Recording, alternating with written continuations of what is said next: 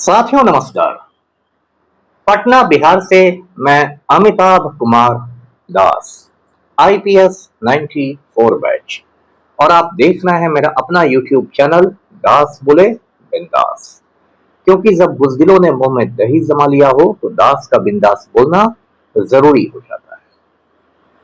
साथियों, आज से पटना के गर्दनी बाग में एक बहुत बड़ा छात्र आंदोलन शुरू हो गया है और इस बार जेन जी की सबसे महत्वपूर्ण मांग है कि बिहार का जो शिक्षा मंत्री है, वजीर तालीम मिथिलेश तिवारी, वो इस्तीफा देते हैं। इस वीडियो को आखिर तक दिल थाम कर देखिए। साथियों, कहानी शुरू से शुरू करते हैं। साथियों, इन दिनों बिहार में मूर्खों और जाहिलों की सरकार चल रही है। जो जितना बड़ा छछूंदर है उसके सर पर उतना ज्यादा चमेली का तेल लगा हुआ है। जो बिहार का मुख्यमंत्री है, वजीर आला है सम्राट चौधरी, 7वीं फेल आदमी है। मुख्यमंत्री को गांधी जी का पूरा नाम भी नहीं मालूम। सम्राट चौधरी गांधी जी का पूरा नाम कहता है मोहन चंद करमकांड गांधी। बताइए, जो गांधी जी जिंदगी भर कर्म कांडों से दूर रहे, उसको सम्राट चौधरी ने कर्मकांड गांधी बना दिया और मोहनदास को मोहनचंद। तो मुख्यमंत्री ऐसा जाहिल है, एफिडेविट को हाफिडेविट बोलता है, पेनाल्टी को पेनाल्टी बोलता है और विधानसभा में बैठ के खैनी रगड़ता रहता है। ये तो माननीय मुख्यमंत्री महोदय का हाल हो गया। सारे माननीय कमोबेश ऐसे ही हैं।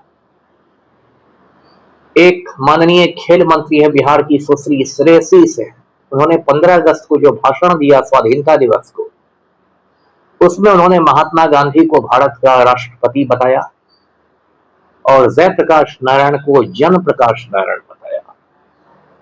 तो श्रेयसी सिंह का भी हाल देख लीजिए। और इस बिहार का जो शिक्षा मंत्री है, एजुकेशन मिनिस्टर है, वजीर तालीम है, वो है मिथिलेश तिवारी। ये मिथिलेश तिवारी उच्च कोटि का घोटालेबाज है। ये गोपालगंज के बरौली ब्लॉक में एक कॉलेज चलाता था। कॉलेज का नाम था पंडित दीनदयाल उपाध्याय इंटर कॉलेज। इस कॉलेज में ये जो मिथिलेश तिवारी है, उसके प्रबंध समिति का यानी मैनेजमेंट कमेटी का चेयरमैन हुआ करता था, उसका अध्यक्ष। और इसने ऐसे ऐसे व्याख्याताओं की सरड़ी निकाल दी जो लोग वहां लेक्चरर थे भी नहीं, और ये लाखों करोड़ों का इसने घोटाला किया। कुछ साल पहले जो बिहार का निगरानी विभाग है, विजिलेंस डिपार्टमेंट, उसने मिथिलेश तिवारी पर एफआईआर किया। मिथिलेश तिवारी के खिलाफ पुख्ता सबूत पाए गए। निगरानी विभाग ने उसके खिलाफ आरोप पत्र दाखिल किया, चार्जशीट दिया, और अभी ये मामला कोर्ट में है। कोर्ट में सुनवाई चल रही है, हियरिंग चल रही है। और ये जो घोटालेबाज राम भक्त है, भाजपा का नेता है मिथिलेश तिवारी, ये बिहार का माननीय शिक्षा मंत्री बना हुआ। ये हालत है बिहार की। और ये उस बिहार की हालत है जहां कभी नालंदा विश्वविद्यालय हुआ करता था, जहां कभी विक्रमशिला विश्वविद्यालय हुआ करता था। दुनिया के सबसे अच्छे यूनिवर्सिटीज जहां हुआ करते थे, वो जो बिहार कभी ज्ञान की धरती था, वहां ऐसे ऐसे मूर्ख लोग, अनपढ़ लोग, जाहिल लोग हुकूमत कर रहे हैं। साथियों, आज से जो गर्दनी बाग में आंदोलन शुरू हुआ है, उसमें कई मांगे हैं, लेकिन सबसे बड़ी मांग यही है घोटालेबाज शिक्षा मंत्री का इस्तीफा, यानी मिथिलेश तिवारी का इस्तीफा। आपको याद होगा कि 1-2 महीने पहले दिल्ली के जंतर मंतर में जो बहुत बड़ा आंदोलन हुआ था कॉकरोच जनता पार्टी का, उसकी मुख्य मांग थी कि जो भारत सरकार में शिक्षा मंत्री था उस समय धर्मेंद्र प्रधान, उसका इस्तीफा। ये धर्मेंद्र प्रधान भी उच्च कोटि का बेशरम था और नीट का पेपर लीक हुआ, उसके बाद 21 बच्चों ने आत्महत्या कर ली, खुदकुशी कर ली, लेकिन धर्मेंद्र प्रधान ने इस्तीफा नहीं दिया। उल्टे ये जंतर मंतर प्रोटेस्ट पर जो बच्चे बैठे थे उनको ये दहशतगर्द कहता था, आतंकवादी कहता था। खैर जब बहुत ज्यादा दबाव पड़ा तो धर्मेंद्र प्रधान इस्तीफा देके भागा। सरकार लात का भूत होती है, सरकार बात से नहीं मानती। आप अच्छी अच्छी बातें कहिएगा, सरकार पर कोई असर नहीं पड़ेगा। सरकार को एक लात मारिएगा जोर से, सरकार की आंखें तुरंत खुल जाएगी। तो धर्मेंद्र प्रधान को जब कॉकरोचों की लात लगी तो शिक्षा मंत्री इस्तीफा देके भागा एकदम। मिथिलेश तिवारी को भी आज नकल भागना ही है। अब जो जेनजी का गुस्सा है बिहार में, उसकी कई वजह हैं। एक बड़ी वजह है TRE 4।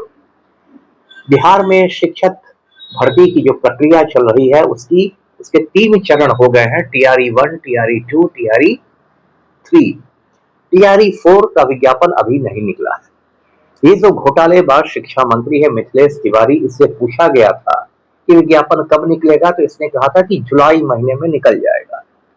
अब देखिए अगस्त का आज 18वां दिन है, अगस्त भी आधा से ज्यादा बीत गया है और अब तक उसका विज्ञापन, अब तक एडवर्टीजमेंट नहीं निकला है। और ये शुरू से ही जो TRE यानी टीचर्स रिक्रूटमेंट एग्जाम जो होता है उसमें शुरू से ही ऐसा झोल झाल रहा है। TRE 3 का तो पेपर ही लीक कर गया था। झारखंड के हजारीबाग में एक कोहिनूर बैंक्वेट हॉल है, उससे 200-250 लड़के लड़कियां गिरफ्तार किए गए थे। जो BPSC चेयरमैन है परमार, उसने कहा कि कोई ठोस साक्ष्य नहीं मिला है, हमें ठोस सबूत नहीं मिला है। तो लोगों ने पूछा कि ये जो 250 बच्चे गिरफ्तार हुए हैं ये क्या तरल सबूत है, लिक्विड एविडेंस है क्या? उसके बाद BPSC ने वो परीक्षा रद्द की और दोबारा TRE 3 की परीक्षा हुई। तो ये सब खेल होता रहता है। अब देखिए बिहार में क्या होता है कि शिक्षक भर्ती जो होती है, टीचरों की जो भर्ती होती है, तो उसमें 2 एजेंसियां रहती है सरकार की, BPSC यानी बिहार लोक सेवा आयोग और शिक्षा विभाग। तो जो BPSC है, बिहार लोक सेवा आयोग है, वो विज्ञापन निकालता है, परीक्षा लेता है, रिजल्ट निकालता है। और जो शिक्षा विभाग है, एजुकेशन डिपार्टमेंट है, वो शिक्षकों का योगदान करवाता है, ज्वाइनिंग करवाता है और उसके पहले DB करता है, डॉक्यूमेंट वेरिफिकेशन करता है, यानी दस्तावेजों की जांच पड़ताल करता है कि ये जो दस्तावेज है, सर्टिफिकेट वगैरह, ये सही है या नहीं है। अब ये जो 2 एजेंसियां हैं, BPSC और शिक्षा विभाग, इसमें कोई तालमेल है ही नहीं, कोई समन्वय नहीं है, कोई कोऑर्डिनेशन नहीं है। इसमें अपनी डफली, अपना राग है। BPSC को नहीं पता शिक्षा विभाग क्या कर रहा है, शिक्षा विभाग को नहीं पता BPSC क्या कर रहा है। जिसको बोलचाल की भाषा में कहते हैं फेंका फेंकी, तो वो फेंका फेंकी चलता रहता है। शिक्षा विभाग से पूछेगा तो वो बोलेगा कि BPSC से पता कीजिए, BPSC बोलेगा कि शिक्षा विभाग से पता कीजिए। और इनकी फेंका फेंकी में बिहार के बच्चों की खटिया खड़ी है। तो ये TRE 4 एक बड़ा मुद्दा है। इसके अलावा बिहार में जितनी भी परीक्षाएं होती हैं, लगभग सभी परीक्षाओं में पेपर लीक करता ही करता है। आपको मैं याद दिला दूं, 67वीं BPSC की जो संयुक्त परीक्षा हुई थी उसमें पेपर लीक हुआ था आरा से। मैंने हल्ला किया, तब जाके वो पेपर रद्द हुआ। उसके बाद सिपाही भर्ती का पेपर लीक हुआ 2-3 साल पहले। जो केंद्रीय चयन परिषद का चेयरमैन था संजीव सिंघल, SK सिंघल, उसी ने वो पेपर लीक करवाया था। लेकिन अब तक संजीव सिंघल की गिरफ्तारी नहीं हुई है। वो पलटू राम का बहुत करीबी था और अभी सम्राट चौधरी का करीबी है। इसके बाद TRE 3 की परीक्षा लीक हुई, वो मैंने बताया ही। लगातार परीक्षाएं के पेपर लीक होते हैं और इस वजह से बच्चों में एक फ्रस्ट्रेशन आ गया है, एक हताशा आ गई है और जो जेन जी है वो बुरी तरह हताश है। और ये जो गर्दनी बाग है पटना का धरना स्थल, इसमें पहले से 2 आंदोलन चल रहे हैं। एक आंदोलन है PhD होल्डर्स का, जो लोग PhD कर चुके हैं, क्योंकि बिहार में जो सहायक व्याख्याताओं की बहाली होनी है, असिस्टेंट प्रोफेसर्स की, उसमें उम्र सीमा 55 से घटाकर 43 कर दी गई है, 55 से 43। और उसकी वजह से बहुत सारे बच्चे फॉर्म नहीं भर पाएंगे। एक और आंदोलन चल रहा है, वो चल रहा है कि 70वीं BPSC में बेईमानी हुई थी तो 70वीं BPSC को रद्द करने की बात है। और आज से वहीं पर एक तीसरा आंदोलन शुरू हो गया है TRE 4 को लेकर, शिक्षा मंत्री के इस्तीफा को लेकर। अब ये जो आंदोलन है, ये देखिएगा बहुत जोर पकड़ेगा। क्योंकि बिहार में भी बहुत गुस्सा है लोगों का हुकूमत में। जंतर मंतर वाले प्रोटेस्ट में तो बच्चों की जीत हो गई, धर्मेंद्र प्रधान को इस्तीफा देना पड़ा। उसका झारखंड में जो आंदोलन हुआ रांची में, जयपाल से मुंडा स्टेडियम में, उसमें भी बच्चों की जीत हो गई। हेमंत सोरेन सरकार को झुकना पड़ा। जेपीएससी का पुराना चेयरमैन जेल चला गया, जेपीएससी को भंग कर दिया गया, सारी चीजें हो गई। और अब ये जो आंदोलन शुरू हुआ है, ये भी बिहार सरकार के लिए खतरे की घंटी है और इसमें भी मिथिलेश तिवारी को इस्तीफा देना ही देना पड़ेगा।